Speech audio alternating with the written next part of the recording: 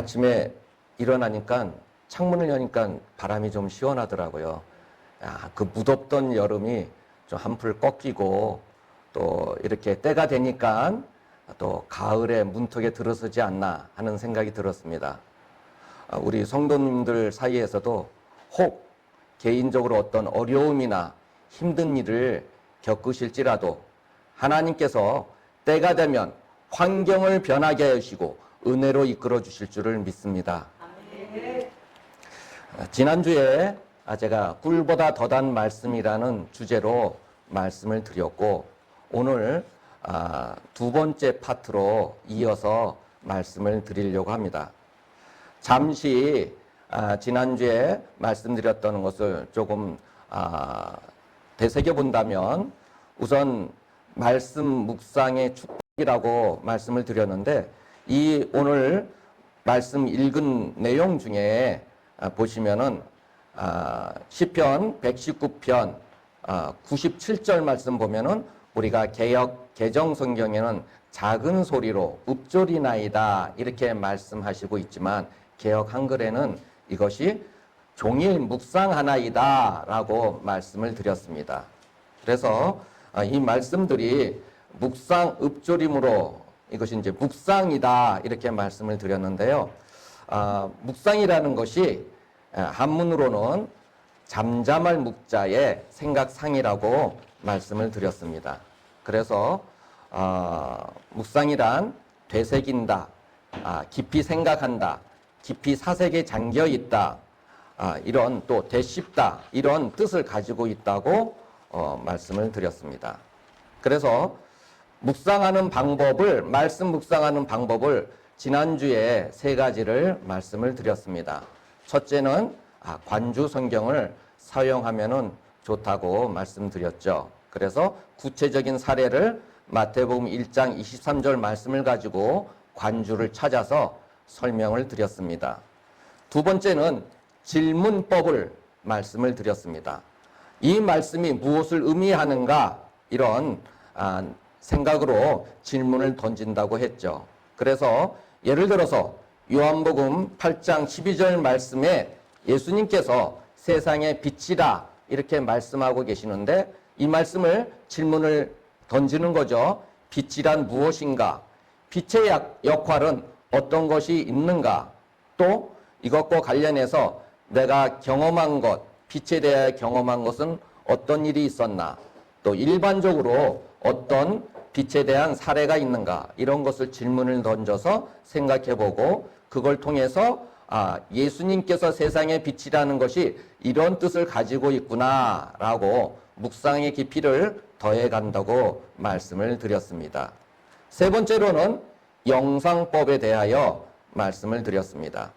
영상법을 누가복음 5장 12절과 13절 말씀을 예를 들어서 말씀을 드렸죠. 그 말씀은 나병 환자가 예수님 앞에 나와서 고침받기를 원했을 때 예수님께서 그에게 손을 내밀어 그에게 대시며 라는 그런 내용을 중점으로 해서 영상으로 떠올렸다고 말씀을 드렸습니다. 그래서 그 영상을 떠올릴 때 나병 환자가 마을에 들어올 수 없는데 거의 들어오기까지 어떤 어려움이 있었을까? 어떤 모습으로 왔을까?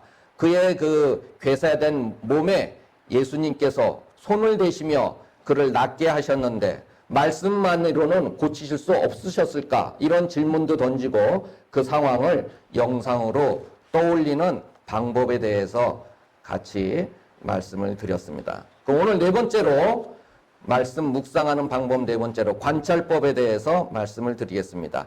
관찰법이라는 것은 기록된 말씀, 보이는 현상 그대로를 주목하고 파악하는 것입니다. 잠언 24장 30절로 34절 말씀을 읽으시겠습니다. 내가 배운 자의 발과 지혜 없는 자의 조언을 지나며 가시덤불이 그 전부에 퍼졌으며 그 지면이 거친 불로 덮고 불단이 무너져 있기로 내가 보고 생각이 깊었고 내가 보고 훈계를 받았노라. 내가 좀 더 자자 좀 더 졸자 손을 모으고 좀 더 누워있자 하니 네 행동이 강도같이 오며 네 행동들이 인자같이 이르리라. 자, 이 말씀을 보면은 이 잠언 기자가 어느 날 밭과 포도원을 지나가고 있어요. 근데 그 밭과 포도원이 게으른 자의 밭이고 지혜 없는 자의 포도원이라는 것을 알게 되죠. 왜? 나타나 있는 모습 자체를 본 겁니다. 나타나 있는 모습이 어떤 모습입니까? 가시덤불이 전부 덮여 있어요. 지면이 거친 풀로 덮여 있고 돌담이 무너져 있는 것입니다. 그러니까 이 주인이 밭의 주인과 포도원의 주인이 이 밭과 포도원을 관리를 안 하고 있는 것이죠. 그래서 누가 이야기해 주지 않았잖아요. 아, 이 밭과 포도원의 주인이 게으르다, 지혜 없다라는 것을 이야기해 주지 않았음에도 불구하고 그 나타나 있는 모습을 보고서 아, 게으른 사람이고 지혜 없는 사람이구나라는 것을 현상을 보고 이 잠언 기자는 기록을 하였습니다. 눈여겨보고 관찰한 것이죠. 그래서 하나님의 말씀에 대해서 이렇게 관찰한다는 것입니다. 관찰하는 그 목적 자체가 어떤 것을 뭐 비평하거나 이런 것이 아니라 말씀을 더욱 잘 알고 깨닫고 그 말씀을 가까이 하기 위해서 관찰하는 것입니다. 예를 들어서 한 가지 말씀 더 보겠습니다. 누가복음 6장 6절 신약 성경이죠. 누가복음 6장 6절에서 8절 말씀입니다. 또 다른 안식일에 예수께서 회당에 들어가사 가르치실세 거기 오른손 많은 사람이 있는지라 서기관과 바리새인들이 예수를 고발할 증거를 찾으려 하여 안식일에 병을 고치시는가 보니 예수께서 그들의 생각을 아시고 손 마른 사람에게 이르시되 일어나 한가운데 서라 하시니 그가 일어나 서거늘. 네, 이 말씀을 보시면은 손 마른 사람을 고치시는 장면이 나오는데요. 이 말씀은 마태, 마가, 누가복음 세 공간복음에 모두 다 나옵니다. 손 마른 사람 고치는 걸. 근데 이 말씀에 보면요, 6절에 오른손 마른 사람이라고 하고 있어요. 그러면 마태, 마가, 누가 다 나와 있는데 마태복음인 다른 복음서에는 그냥 손 마른 사람이라고 표현하고 있습니다. 근데 누가복음에는 오른손 마른 사람이라고 표현하고 있어요. 오른손을 라고 했습니다. 좀 관찰이 되지 않나요? 다른 복음서하고 좀 다르잖아요. 그럼 왜 이렇게 기록을 했을까? 무슨 뜻이 있는가? 관찰해 보는 거죠. 보면은 이것을 누가 기록을 했습니까? 누가 기록했습니다. 누가가. 누가 제가 답을 처음부터 얘기했죠. 누가 기록했습니까? 누가가 기록했습니다. 그래서 누가는 직업이 뭐죠? 의사이죠. 의사의 관점에서 본 거예요. 의사의 직업의식입니다. 의사가 누가 이야기를 해주지 않아도 그냥 스스로 오랫동안 그 의사로서의 그 직업과 그의 그 삶에 이렇게 체득되어 있는, 직업적으로 체득되어 있는 것이 그 말씀을 보고 현상을 보고 기록할 때 오른손 마름인 오른쪽 손이라고 정확하게 기록을 한 겁니다. 다른 그 마태나 그 마가 같은 경우에는 그런 거 없이 그냥 손 마른 사람 이렇게 기록을 했는데 누가는 그것을 정확하게 이렇게 기록을 하고 있는 것입니다. 자, 그러면 지난주에 영상법에 대해서 말씀을 드릴 때 나병 환자 고치는 장면을 가지고 말씀을 드렸죠. 그 말씀은 누가복음 5장 12절부터 13절까지의 말씀이었는데 이 모습은 다른 복음서에도 똑같이 나와요. 근데 제가 말씀을 찾아서 읽지는 않겠습니다. 시간상. 마태복음 8장 3절에서도 이 말씀이 나오고요. 마가복음 1장 41절 말씀에서도 나옵니다. 근데 마태복음 8장 3절이나 마가복음 1장 41절 말씀 모두 다 나병 환자를 고치시는 장면을 똑같이 그 몸에 손을 대시며 이렇게 기록이 되어 있습니다. 다들 아시겠지만 복음서마다 같은 사건에 대해서 약간씩 다르게 기록되어 있어요. 그거는 그 이유는 하나님께서 이제 사람을 통해서 기록을 하셨잖아요. 기록을 사람을 통해서 하나님의 모든 성경은 하나님의 무엇으로 되어 있어요? 영감으로 되어 있죠. 예. 하나님의 영감에 의해서, 감동에 의해서 이렇게 기록이 되어 있습니다. 사람이 기록을 했지만 거기에는 하나님께서 개입하셨다는 뜻입니다. 그죠? 이런 거하고 똑같은 거예요. 예를 들어서 제가 책을 하나 썼어요. 어떤 책을 하나 썼는데 제가 손을 다쳤어요. 그래서 손을 다쳐가지고 우리 이녀 형제한테 부탁을 했어요. 내가 말하는 것을 써달라, 부르는 대로. 그래서 이녀 형제가 그 글을 써가지고 책이 완성이 됐어요. 그러면 저자가 최인혁 형제가 되겠습니까? 제가 되겠습니까? 저죠. 그렇죠. 왜냐하면은 쓰기는 최인혁 형제가 썼지만 거기에 대한 그 모든 내용이 누구에서 나왔습니까? 제 입에서, 제 생각에서, 제 마음에서 나왔잖아요. 그러니까 저자는 접니다. 하나님의 말씀도 똑같습니다. 하나님의 말씀도 기록한 사람들이 약 40여 명 되지만 그것을 기록한 그 모든 내용 한자 한자에 하나님께서 개입하신 것입니다. 하나님의 말씀입니다. 그래서 우리가 성경 말씀을 하나님의 말씀이라고 이렇게 표현하는 것입니다. 잠깐 이제 다른 방향으로 나갔습니다만, 자, 마태, 마가, 누가복음 모두 다 똑같이 하나님께서 개입하셔서 기록을 했는데 이것을 기록할 때 하나님께서는 이렇게 하나님의 뜻에 이렇게 반영이 되었어요. 뭐냐면은 각 사람을 사용하신 것은 각 사람이 자라온 환경, 배경 다 다르죠. 각 사람의 직업, 그들이 받은 교육, 그들의 성격, 성품, 인격 다 다르죠.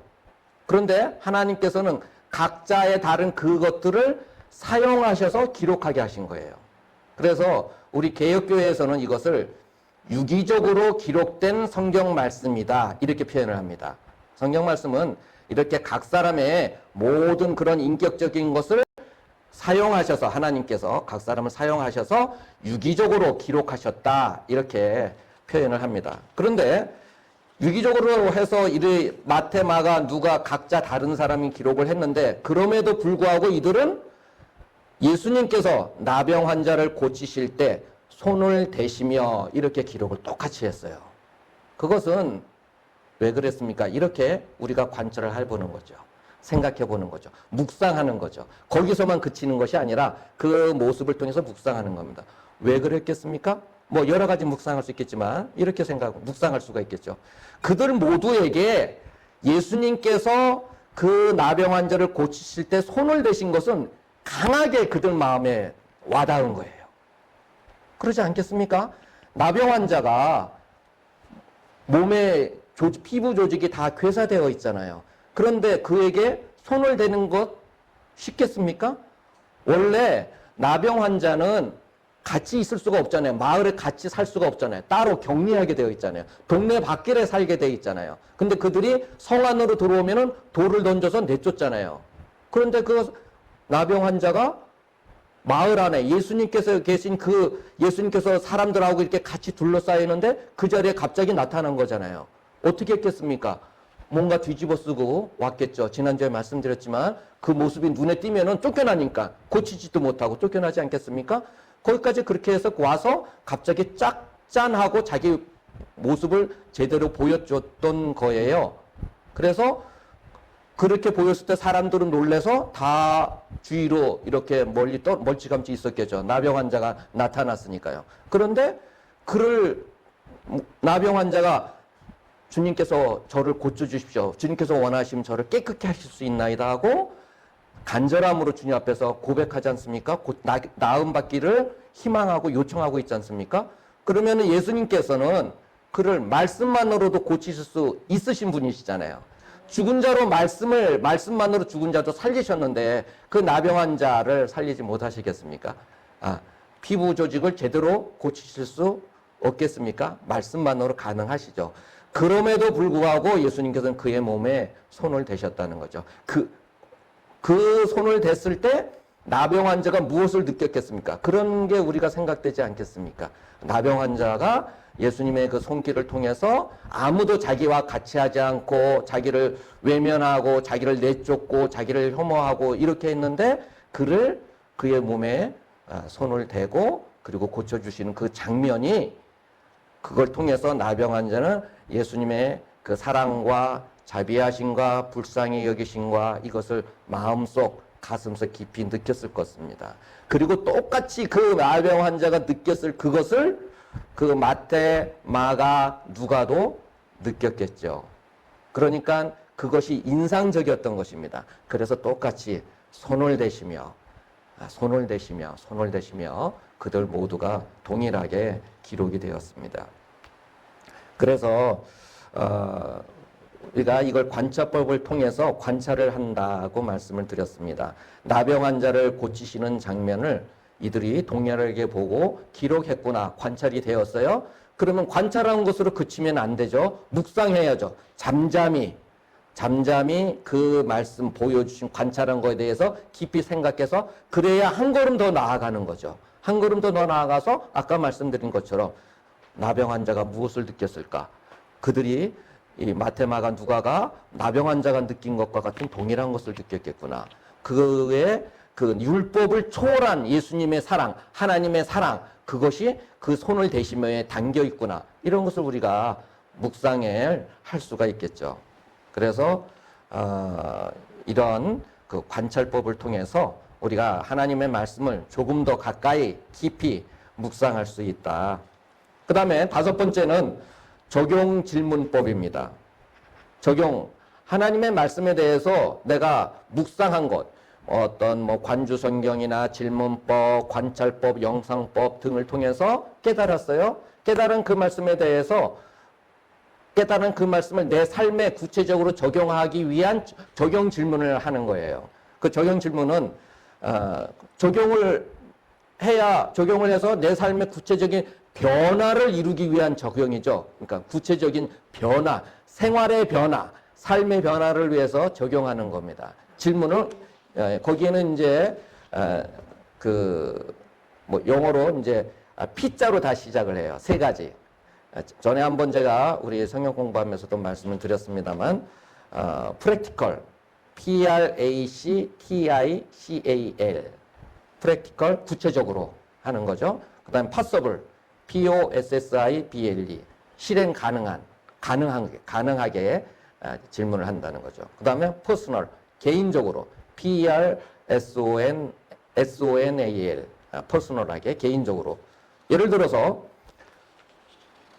예수님께서 내 이웃을 사랑하라 이렇게 말씀하셨어요. 내 주위인, 근데 이 말씀을 딱 보고 있고, 그렇지, 나도 내 이웃을 사랑해야지, 내 이웃을 사랑할 거야, 이렇게 한다면은 막연하지 않습니까? 어떻게 사랑할 건데, 이웃을? 그렇죠? 주위 사람들이 한둘이 아닌데 세상 사람들 다 사랑하겠다는 거야? 그거는 누구나가 할 수 있는 거죠. 그 말은 나 세상 모든 사람들을 사랑할 거야.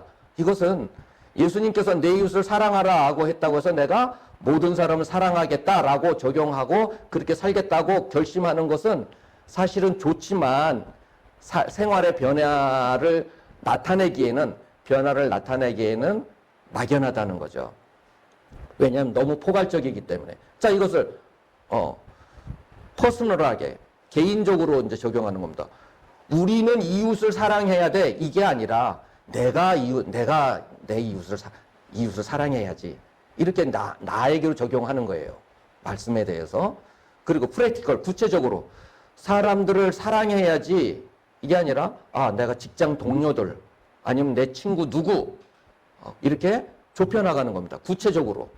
그래서 예를 들자면 직장 동료 길동이가 아픈데 그 길동이를 사랑하는 마음으로 대해야지, 이걸로 그치는 게 아니라 더 나아가서 길동이가 아픈데 그가 어떤 병으로 아픈지 물어보고, 또 그 병에 대해서 내가 자세하게 알아보고, 그리고 나서 그 병에 대한 전문가가 어느 병원에 의사로 있는지 알아보고 찾아봐서 그 아픈 친구한테 이야기해 줘야겠다.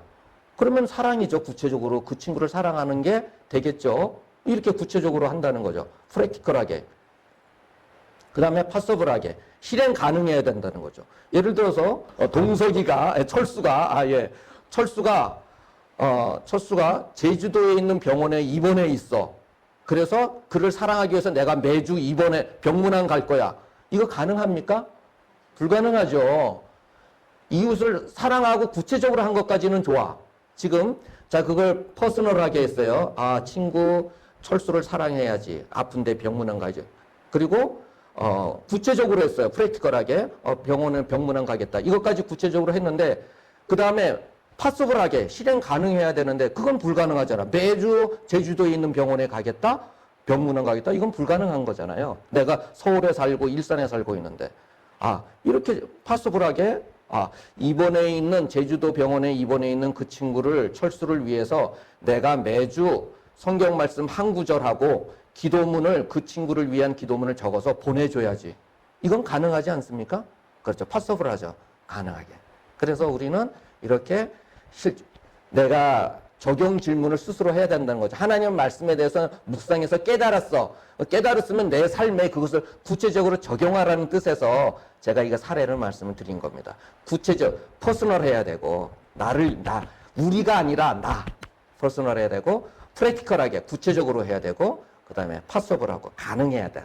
실행 가능해야 된다. 이렇게 하나님 말씀을 묵상해서 깨달은 것을 적용해야 된다. 그리고 여섯 번째로 말씀을 묵상하는 방법으로 자료 사용법이라고 표현할 수 있겠습니다. 자료를 사용하는 것이 좋아요. 여러 가지 자료를. 요즘 인터넷 검색도 잘 할 수 있죠. 어떤 내가 모르는 단어가 있다든지. 저는 이제 이걸 오래전부터 해왔던 방법을 지금 말씀을 드리는 겁니다. 어떤 자료들을 사용했냐면 이제 꼭 이렇게만 하시는 게 좋습니다. 이걸 말씀드리는 건 아니에요. 이런 자료들이 하나의 사례가 될 수 있어서 추천해 드리고 알려드리는 거니까. 할레이 성서 핸드북이라고 있습니다. 그거는 이제 그 성경에 이제 어떤 그 배경이라든지 이런 것을 잘 설명을 해놨어요.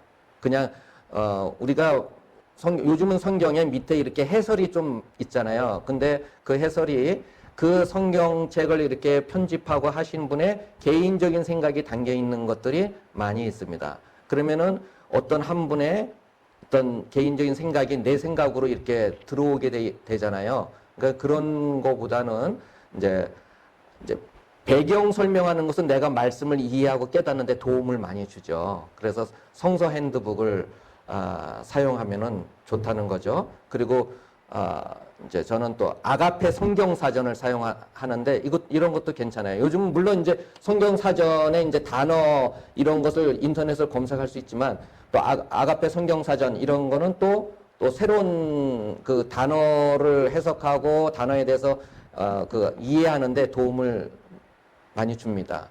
뭐 그 외에 어떤 뭐 여백 성경, 여백 성경은 이제 성경 말씀 한쪽에 이렇게 빈 여백이 있어요. 그래서 자기가 본인이 성경 읽거나 공부하면서 깨달았거나 은혜로운 말씀은 거기다가 기록을 따로 할 수가 있어요. 여백 성경 활용하는 이런 방법도 있고 또 성경 지도, 이거 성경 지도는 모든 분들이 사용하시면 참 좋습니다. 그래서 집에서 성경 읽기를 하거나 성경 공부를 할 때에 성경 지도를 펼쳐놓고 하는 거예요. 그래서 바울 사도가 1차 전도 사역을 어디로 다니셨다. 2차 전도 사역은 어디로 하셨다. 그리고 이스라엘 민족이 출애굽했을 때 홍해바다 어디를 통해서 가나안까지 가는데 가나안 땅까지 40년 걸렸네. 거기서 이렇게 지도를 보면은 이렇게 직선거리를 보면 얼마 안 되는데 40년 걸렸어? 뭐 이런 게 현장감 있게 느껴지죠. 그래서 성경 지도를 사용하는 것. 그리고 우리가 이제 이 성경 말씀이 사실은 한자어, 한글로 썼지만 한자어가 많이 있어요. 그래서 그것을 한자 성경을 찾아보는 것도 또 도움이 됩니다. 또 곁들여서 영어 성경을 찾아보는 것도 도움이 됩니다. 영어 성경을 찾아서 신약 성경 같은 경우는 또 필립스역 그게 잘 이렇게 잘 풀어서 설명을 했습니다. 영어 성경이나 아니면 헬라어 성경도 참조하실 수가 있겠죠. 그래서 이런 방법을 사용해서 말씀을 묵상하기 위해서 그 깊이를 더하기 위해서 이렇게 폭을 넓혀 가시는 것이 도움이 되십니다. 그러면 제가 이제 큰 두 번째로 이제 지금까지는 큰 첫 번째로 말씀 묵상의 방법에 대해서 제가 말씀을 드린 거고요. 6가지를 말씀을 드렸습니다. 말씀 묵상하는 방법. 큰 두 번째로 말씀 묵상의 태도입니다. 말씀 묵상할 때 이것이 내 지식을 얻기 위한 것이 아니죠. 그래서 내가 어떤 태도를 가져야 되냐? 성령님 의지하면서 말씀을 깨닫게 해주시도록 기도하면서 말씀을 봐야 됩니다. 어떤 방법보다 더 중요한 것은 하나님께서 그 말씀을 깨닫게 해주시도록 간절히 기도하고 성령님을 의지함으로 말씀을 대하는 것이 더 중요합니다. 시편 119편 34절 말씀을 보시겠습니다. 나로 깨닫게 하여 주소서. 내가 주의 법을 준행하며 진심으로 지키리이다. 네. 시편 기자는 어떻게 기도하면서 말씀을 보고 있습니까? 깨닫게 해주십시오 하고 기도하면서 말씀을 보고 있어요. 그리고 깨닫게 해주시면 깨닫게 해주신 대로 내가 전심으로 지켜 행하겠습니다 하고 있거든요. 이러한 마음의 태도, 말씀을 대할 때, 말씀을 접할 때 깨닫게 해주시기를 간절히 기도하고 또 깨닫게 해주신 말씀대로 지켜 행하기를 힘써야 됩니다. 이러한 태도로 우리가 말씀을 접해야 됩니다. 또 신약성경 사도행전 17장 11절 말씀 보시겠습니다. 사람들은 세상과에 있는 사람보다 더 좋아서 간절한 마음으로 말씀을 받고 이것이 평화가 하여 날마다 성령을 사모하고. 네, 여기에 베레아 지역, 베레아와 데살로니가는 그 지역의 지명을 말합니다. 그곳에 있는 이제 그 사람들, 뭐 베레아 교회라고 해도 되겠죠. 베레아 지역에 있는 사람들은 간절한 마음, 데살로니가 지역에 있는 사람들보다도 더 너그러워서, 이게 이제 개역 한글 성경에는 신사적이라고 표현되어 있어요. 근데 이 말씀의 뜻을 영어 성경, 현대인의 성경, 영어 성경을 보면은 오픈 마인드로 번역되어 있습니다. 마음이 열려 있는 거예요. 너그럽다는 것은 마음이 열려 있는 것이거든요. 그래서 열려 있는 상태에서 간절하게 말씀을 받고 이것이 그러한가 하여 날마다 성경을 상고하였다. 날마다 성경을 떠올렸다는 것이죠. 날마다 그 성경 말씀을 되새겼다는 겁니다. 날마다 그 성경 말씀을 묵상했다는 말씀입니다. 베레아 사람들은 지금 이제 막 말씀을 접한 사람들이에요. 그런데 그들이 말씀을 간절하게 받았고 마음이 열린 상태에서 간절하게 받았고 날마다 성경을 말씀을 살펴보고 떠올리고 묵상했습니다. 그래서 그 결과 12절 말씀을 보면 그 중에 믿는 사람이 많고, 그렇게 했기 때문에 믿는 사람이 생기는 거예요. 그렇기 때문에 말씀에 대한 깨달음이 더해가는 것입니다. 하나님의 말씀을 열린 마음으로 날마다 자세히 살펴보고 묵상하는 태도를 우리는 가져야 됩니다. 그럴 때 그 말씀을 더 깨닫고 내 삶에 영향력 있게 그 삶에 미치게 됩니다. 이렇게 말씀을 묵상하는 그런 태도를 가지고 말씀을 보면요, 그 말씀의 세 번째로 말씀 묵상의 결과에 대해서 말씀을 드리겠습니다. 말씀 묵상의 결과는 시편 119편 59절과 60절 말씀입니다. 내가 내 길을 생각하고 주의 증거들을 향하여 내 발길을 돌이켰사오며 주의 계명을 지키기에 신속히 하고 지체하지 아니하였나이다. 네, 말씀을 통해서 내 발길을 돌이켰다 하고 있잖아요. 하나님의 말씀을 내가 배우고 깨닫고 적용한 그 결과가 어떠냐? 내가 잘못된 것이 있으면은 발길을 돌이키고, 그리고 그 말씀을 지키기에 미루지 아니하고 신속히 하고 지체하지 않았다 하고 있습니다. 그 말씀을 우리는 이 말씀을 그렇게 묵상하고 이런 말씀으로 내가 깨닫고 이런 말씀의 태도로 대했을 때 내 삶에 어떤 결과를 미쳐야 되냐? 말씀을 그 말씀대로 발길을 내가 잘못된 것이 있으면 돌이키고 그 말씀을 지키기에 신속히 하고 지체하지 않아야 된다.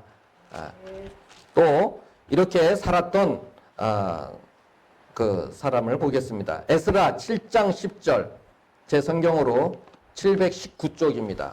읽겠습니다. 에스라가 여호와의 율법을 연구하여 준행하며 율례와 규례를 이스라엘에게 가르치기로 결심하였더라. 자, 에스라는 말씀에 대해서 세 가지를 했어요. 자세히 살펴보시면 말씀을 첫째 뭘 했습니까? 연구했습니다. 말씀을 연구했다는 것은 우리가 제가 지난주 이번주에 말씀드린 대로 묵상한 거예요. 깊이 생각하고 되새겨보고 깊이 사색에 잠기고 이 말씀이 무엇을 뜻하는가 이것이 연구하는 것입니다. 그 안에 질문도 하고 관찰도 하고 이렇게 말씀을 연구했습니다. 그리고 두 번째 어떻게 했습니까? 깨달은 바 그 말씀들을 어떻게 했어요?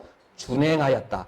배우고 깨달은 바 말씀들을 흘려버리지 아니하고 한 귀로 듣고 한 귀로 흘려버린 것이 아니고 그 말씀들을 그대로 지켜 행했습니다. 준행했습니다. 더 나아가서 어떻게 했습니까? 세 번째, 말씀을 이스라엘 백성들에게 가르쳤다는 거죠. 말씀을 연구하고 지켜 행하고 다른 사람들에게 가르치고 전해야 되는 것이 우리의 모습이어야 됩니다. 이것이 우리에게 나타나야 됩니다. 말씀을 묵상하고 깨닫고 우리에게 내 마음에 심겨 주신 그 말씀들을 다른 사람들에게 전하는 것까지 해야 되는 게 우리의 몫입니다. 이게 성도들이 말씀에 대해서 가져야 할 태도요, 그 결과입니다. 그렇게 할 때 하나님께서 그 일을 통해서 그 사람을 통해서 하나님의 일을 행하시고 하나님의 뜻이 그 사람을 통해서 주위에 널리 전해지게 되는 것입니다. 그럴 때에 그가 있는 것이 그 성도가 있는 그곳이 변하고 그 주위가 변하고 사회가 변하고 나라가 변하고 세상이 변화되는 일이 일어납니다. 지금까지 제가 말씀 묵상의 방법으로 관주성경 사용하는 방법, 질문법, 영상법, 관찰법, 적용 질문법, 자료 사용법에 대해서 말씀드렸습니다. 그리고 큰 두 번째로 말씀 묵상의 태도를 말씀드렸고 큰 세 번째로 말씀 묵상의 결과에 대해서 말씀을 드렸습니다. 우리는 이 모든 일들을 통해서 하나님께서 말씀하시고자 하는 것을 정확하게 알고 깨닫고 지켜서 행하는 삶을 살아가야 합니다. 디모데후서 2장 15절 말씀을 보면은 너가 진리의 말씀을 옳게 분별하며 부끄러울 것이 없는 일꾼으로 인정된 자로 자신을 하나님 앞에 드리기를 힘쓰라 이렇게 말씀하고 계십니다. 진리의 말씀을 옳게 분별하라. 영어로는 correctly 정확하게 말씀을 알고 깨달으라 하신 말씀이십니다. 하나님의 말씀에 대해서 안개 속 같은 것이 아니라 분명하게 깨달아야 합니다. 하나님께서는 안개 속처럼 그렇게 보여주지 않으셨어요. 정확하게 하나님의 뜻을 명확하게 보여주셨는데 이 말씀을 접하는 사람이 잘 모를 뿐이죠. 그래서 우리는 말씀에 대해서 정확하게 알고 깨닫고 또 이렇게 묵상함으로써 내가 하나님 그분에게 정확하게 포커스를 맞출 수가 있습니다. 하나님께 초점을 맞춰야 됩니다. 그래야 이 세상에서 넉넉하게 담대하게 살아갈 수가 있습니다. 하나님께 정확하게 포점을 맞추지 않고 뿌옇게 된다면은 세상이 크게 보입니다. 세상만 보이게 됩니다. 하나님이 명확하고 하나님께 포커스를 맞추면 이 세상은 보이지가 않습니다. 이 세상은 아무것도 아닙니다. 강하고 힘있고 능력있고 온 세상 우주 만물의 주인이신 하나님만이 보이고 하나님만을 통해서 내가 모든 것을 행하고 살아갈 수 있다라는 큰 확신한 가운데 살아갈 수가 있는 것입니다. 모든 성도님들께서 하나님의 말씀에 대한 묵상이 깊어져서 말씀 속에 감춰져 있는 것들, 비밀하고 은밀한 것들을 깨닫고 삶과 생활이 더욱 풍요롭게 되시기를 바라겠습니다.